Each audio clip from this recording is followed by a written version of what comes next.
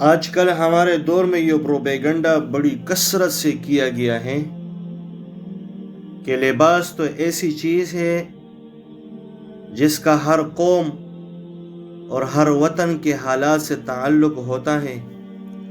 اس لیے آدمی اگر اپنی مرضی اور ماحول کے مطابق کوئی لباس اختیار کر لے تو اس کے بارے میں شریعت کو بیچ میں لانا اور شریعت کے احکام سنانا تنگ نظری کی بات ہے. یہ جاہل قسم کے لوگوں کی جو باتیں ہوتی وہ میں آپ لوگوں کو بتاتا ہوں.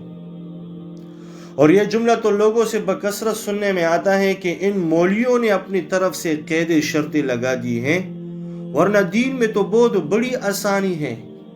اللہ اور اللہ کے رسول صلی اللہ علیہ وسلم نے تو دین میں اتنی پابندیاں نہیں لگائی ہیں، مگر ان ملاؤں نے اپنی طرف سے گڑھ کر یہ پابندیاں عائد کر رکھی ہیں.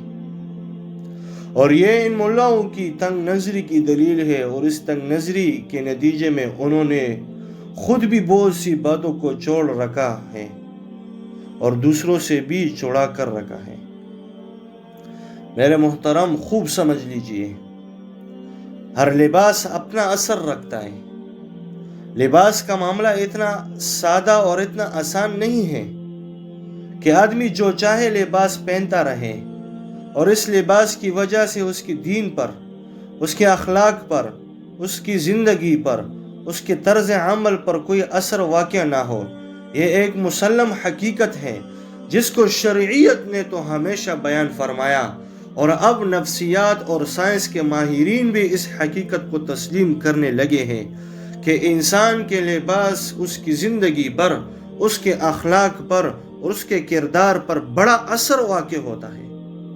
لباس محض ایک کپڑا نہیں ہے جو انسان نے اٹھا کر پہن لیا، بلکہ یہ انسان کی طرز فکر پر اور اس کی سوچ پر، اس کی ذہنیت پر سر انداز ہوتا ہے.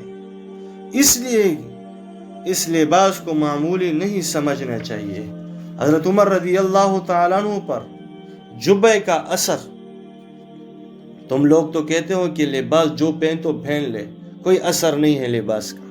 حضرت عمر رضی اللہ تعالیٰ عنہ کے بارے میں آتا ہے کہ ایک مرتبہ مسجد نبوی میں خطبہ دینے کے لیے تشریف لائے.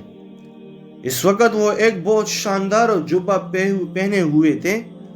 جب خطبہ سے فارغ ہو کر گھر تشریف لے گئے تو جا کر اس جبے کو اتار دیا اور فرمایا کہ میں آئندہ اس جبے کو نہیں پہنوں گا، اس لیے کہ اس جبے کو پہننے سے میرے دل میں بڑائی اور تکبر کا احساس پیدا ہو گیا. سنو، امیر المؤمنین عمر بن خطاب رضی اللہ تعالی عنہ نے فرمایا، اس لیے میں آئندہ اس کو نہیں پہنوں گا، حالانکہ وہ جبہ بذات خود ایسی چیز نہیں تھی جو حرام ہوتی، لیکن اللہ تعالی جن حضرات کی طبیعتوں کو آئینہ کی طرح شفاف بناتے ہیں، ان کو ذرا سی باتیں بھی بری لگتی ہیں. اس کی مثال یوں سمجھے جیسے ایک کپڑا داغدار ہے اور اس کپڑے پر ہر جگہ دبے ہی دبے لگے ہوئے ہیں. اس کے بعد اس کپڑے پر ایک داغ اور لگ جائے تو اس کپڑے پر کوئی اثر ظاہر نہ ہوگا. ہمارا بھی یہی حال ہے کہ ہمارا سینہ داغوں اور دھبوں سے بھرا ہوا ہے، اس لیے اگر خلاف شریعت کوئی بات ہو جاتی ہے تو اس کی ظلمت اور تاریکی اور اس کے وبال کا احساس نہیں ہوتا.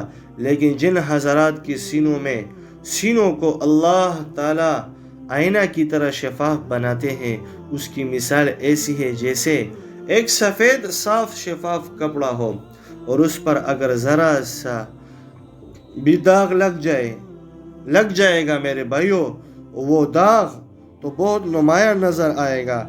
اسی طرح اللہ والوں کے دل صاف شفاف ہوتے ہیں، ان پر ذرا سی بھی چھینٹے پڑ جائے ان کو ناگوارہ ہوتی ہیں. حضرت عمر رضی اللہ تعالیٰ عنہ کے واقعے سے معلوم ہوا کہ لباس کا اثر انسان کے اخلاق و کردار پر، اس کی زندگی پر بھی پڑتا ہے. اس لیے لباس کو معمولی سمجھ کر نظر انداز نہیں کرنا چاہیے، اور لباس کے بارے میں شریعت کے جو اصول ہیں وہ سمجھ لینا چاہیے، اور ان کی پیروی کرنا بھی ضروری ہے۔ میرے محترم، لباس کا اپنا اثر ہوتا ہے، خوب یاد رکھے، دین کے احکام روح پر بھی ہیں اور جسم پر بھی ہیں، باطن پر بھی ہیں اور ظاہر پر بھی ہیں۔ قرآن کریم کا ارشاد ہے، فرمایا وَذَرُوا ظَاهِرَ الْإِثْمِ وَبَاطِنَهُ، یعنی ظاہر کے گناہ بھی چھوڑ اور باطن کے گناہ بھی چھوڑو۔ صرف یہ نہیں کہا کہ باطن کے گناہ چھوڑو، خوب یاد رکھے میرے بھائیو، جب تک ظاہر خراب ہے تو پھر یہ شیطان کا دھوکہ ہے کہ باطن ٹھیک ہے، اس لیے کہ ظاہر اسی وقت خراب ہوتا ہے جب اندر سے باطن خراب ہوتا ہے۔ اگر باطن خراب نہ ہو تو ظاہر بھی خراب نہیں ہوگا۔ ایک خوبصورت مثال آپ لوگوں کو میں پیش کرتا ہوں۔ ہمارے ایک بزرگ ایک مثال دیا کرتے تھے کہ جب کوئی پھل اندر سے سڑ جاتا ہے تو اس کی سڑنے کے آثار چھلکے پر داغ کی شکل میں نظر آنے لگتے ہیں، اور اگر اندر سے وہ پھل سڑا ہوا نہیں ہے تو چھلکے پر کبھی خراب بھی نظر نہیں آئے گی۔ چھلکے پر اسی وقت خرابی ظاہر ہوتی ہے جب اندر سے خراب ہو۔ اسی طرح جس شخص کا ظاہر خراب ہے تو یہ اس بات کی علامت ہے کہ باطن میں بھی کچھ نہ کچھ خرابی ضرور ہے، ورنہ ظاہر خراب ہوتا ہی نہیں۔ لہٰذا یہ کہنا کہ ہمارا ظاہر اگر خراب ہے تو کیا ہوا، باطن ٹھیک ہے، یاد رکھے میرے محترم، میرے عزیزو، اس صورت میں باطن کبھی ٹھیک ہو ہی نہیں سکتا۔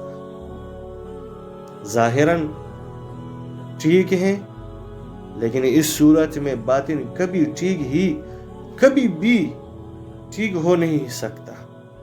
اللہ پاک سے دعا ہے کہ اس باتوں کے اوپر عمل کرنے کی توفیق عطا فرمائے۔ وآخر دعوانا الحمدللہ رب العالمین۔